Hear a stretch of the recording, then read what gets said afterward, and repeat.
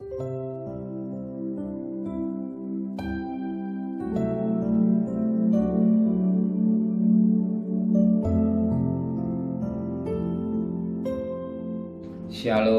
pagi. Mari sama-sama tundukkan kepala, pejamkan mata sejenak. Bapa yang bersemayam kerajaan surga, pada pagi yang cerah, kami adakan mesbah keluarga, mesbah pribadi. Kami boleh naikkan pujian dan penyembahan, dan kami juga rindu untuk mendengarkan renungan firman-Mu. Roh Kudus mengurapi kami, urapi hamba-Mu, urap sucikan hati dan pikiran kami, sehingga benih firman-Mu menjadi berkat buat kami, dan kami juga boleh menaikkan doa syafaat kepada Tuhan. Haleluya, amin. Shalom, pagi. Mari sama-sama kita akan membaca firman Allah, Ibrani pasal 5. Ibrani pasal 5 ayat pertama sampai ayat yang ke-10.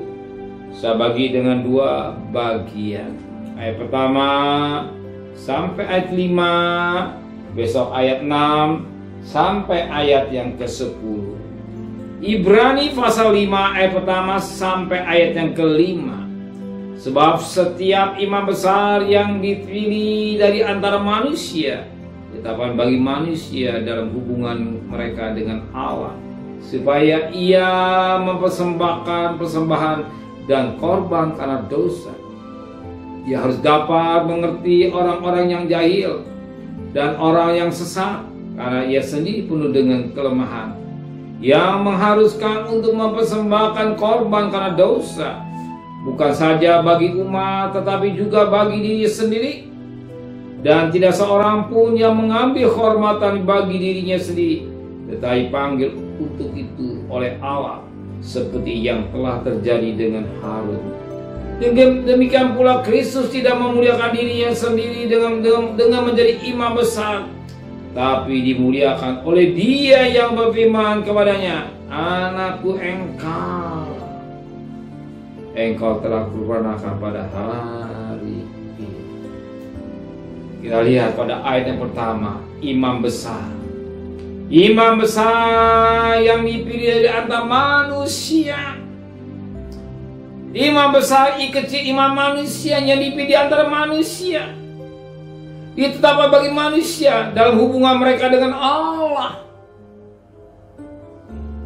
supaya mempersembahkan persembahan karena korban karena dosa. Jadi manusia, dia punya dosa, dan imam besar kecil ini sebagai alat, dia membawa korban dari mezbah bakaran sampai ruang maha suci.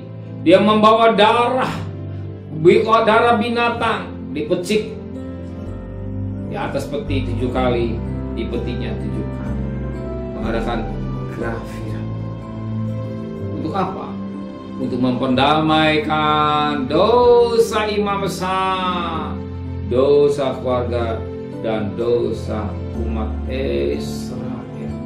Sebagaimana dikatakan pada ayat yang ketiga, yang mengharuskan untuk mempersembahkan korban karena dosa, bukan saja bagi umat, tetapi juga bagi dirinya imam besar. Dan kita melihat di dalam Imamat pasal yang ke-16.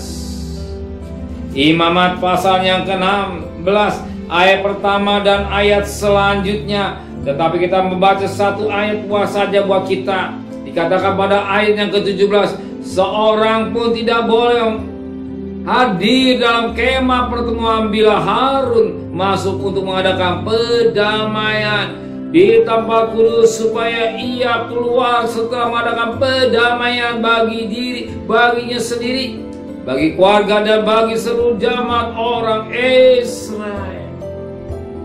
Di sini seorang pun tidak boleh hadir masuk ke dalam pertemuan atau ruangan maha suci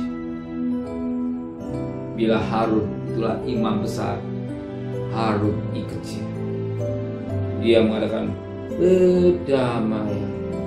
Dosa umat Israel, dosa dirinya, dia bawa ngadakan satu berdamai 1 tahun sekali.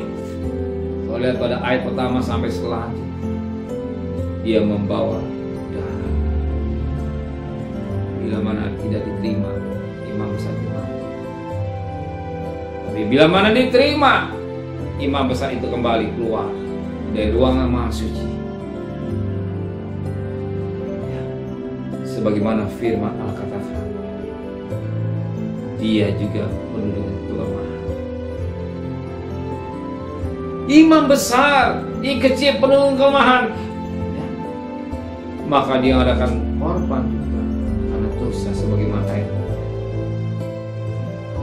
Tapi imam besar Yesus, dia membawa darahnya, adakan berdamai antara manusia dan bersyukur kepada dia. Kita tidak membawa korban binatang lagi, tapi cukup hanya satu korban, itulah Yesus Kristus sebagai imam besar, ia besar. Amin. Terima kasih Bapa di surga buat kasih-Mu yang melimpah. Kami bersyukur kepada Engkau. Kalau imam besar setiap tahun mengadakan grafirat atau hari mengadakan perdamaian antara manusia dengan Allah.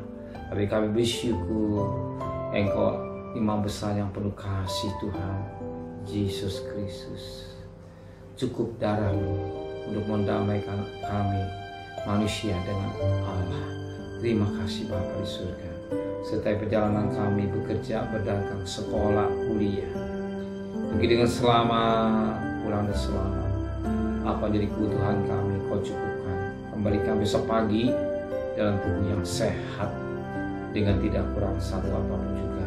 Berkati Bapak Presiden, Wakil Presiden, para Menteri, para Gubernur, para Bupati, para Wali Kota, para camat, para lurah, para RW, para RT, para medis, para relawan, para Polri.